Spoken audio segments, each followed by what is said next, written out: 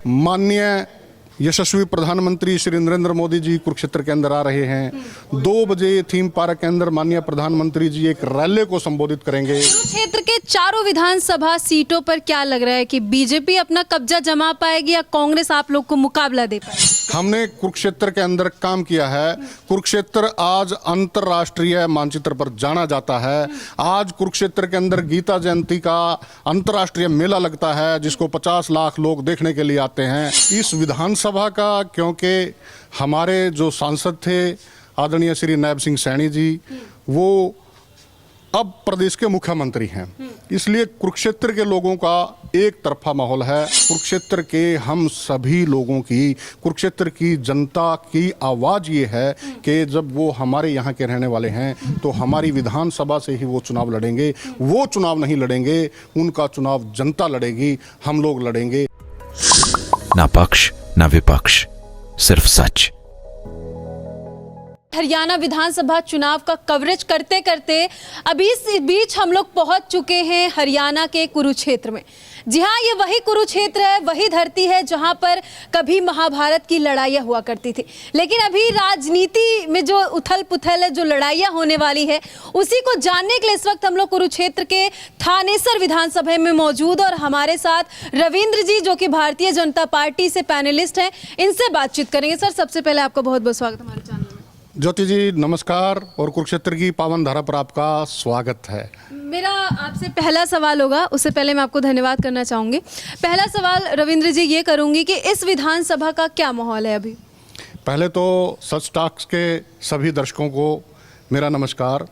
देखिए, भारतीय जनता पार्टी की हरियाणा प्रदेश के अंदर तीसरी बार भारतीय जनता पार्टी की सरकार बनने जा रही है और इस विधानसभा का क्योंकि हमारे जो सांसद थे आदरणीय श्री नायब सिंह सैनी जी वो अब प्रदेश के मुख्यमंत्री हैं, इसलिए कुरुक्षेत्र के लोगों का एक तरफा माहौल है कि कुरुक्षेत्र के लोगों को हरियाणा प्रदेश के अंदर मुख्यमंत्री का पद मिला है और इस नाते कुरुक्षेत्र के सभी लोग माननीय श्री नायब सिंह सैनी जी को पुनः हरियाणा प्रदेश का मुख्यमंत्री बनाने के लिए सारे हरियाणा के अंदर काम करेंगे।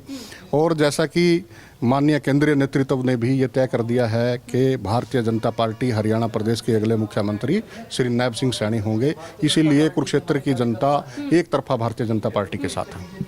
रविंद्र जी, मेरा एक सवाल है कि थानेसर विधानसभा में जो कैंडिडेट हैं बीजेपी से और जो कांग्रेस से, इन दोनों लोगों का एक बार दर्शकों को नाम बताइए और काम बताइए कि इन लोगों ने कैसा किया काम अभी तक।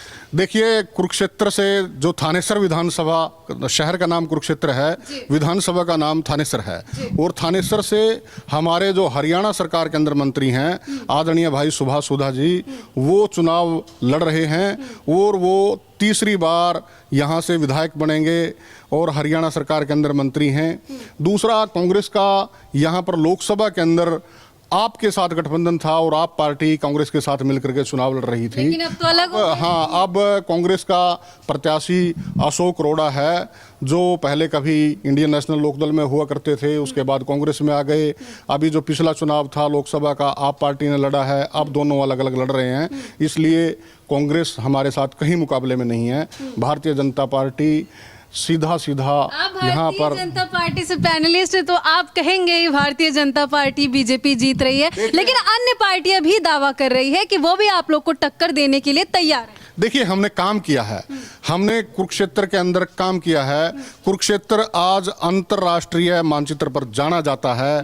आज कुरुक्षेत्र के अंदर गीता जयंती का अंतर्राष्ट्रीय मेला लगता है जिसको 50 लाख लोग देखने के लिए आते हैं।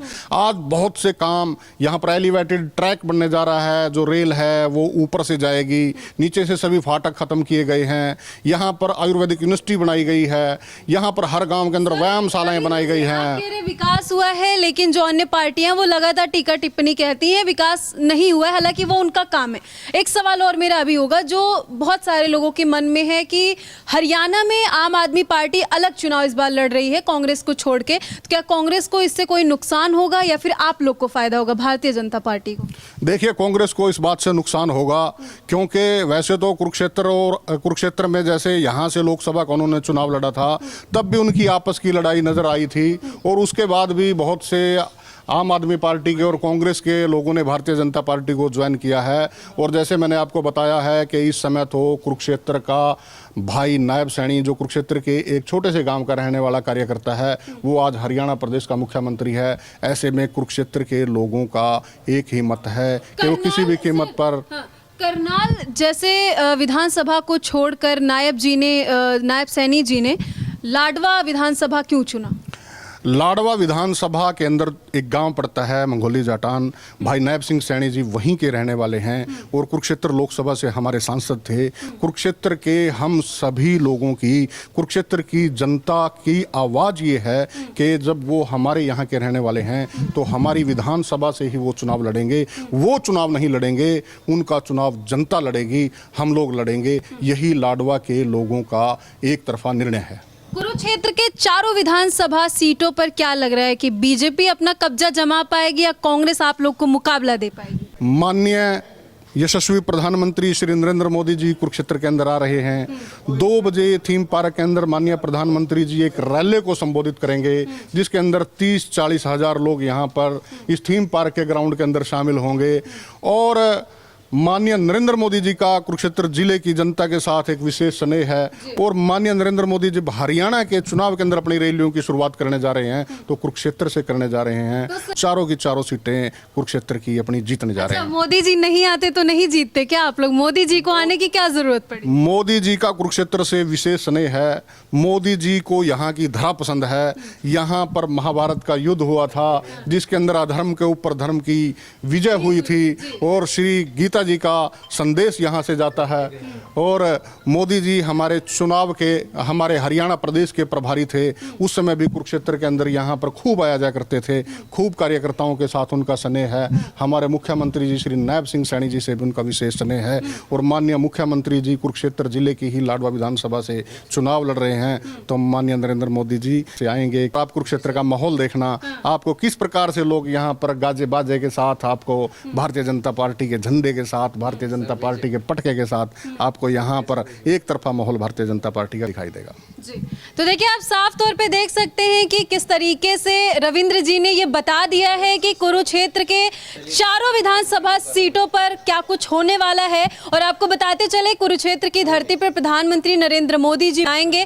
फिलहाल रिजल्ट आने के बाद ही पता चलेगा कि हरियाणा विधानसभा चुनाव में आखिर किसने कब्जा जमाया है। रविंद्र जी की बातों को लेकर आप कितने सहमत है, कमेंट सेक्शन में जाकर के जरूर बताइएगा। आगे आपको ऐसी जानकारियां देते रहेंगे। और सर बहुत बहुत धन्यवाद हमसे जुड़ने के लिए। बहुत बहुत धन्यवाद। बहुत बहुत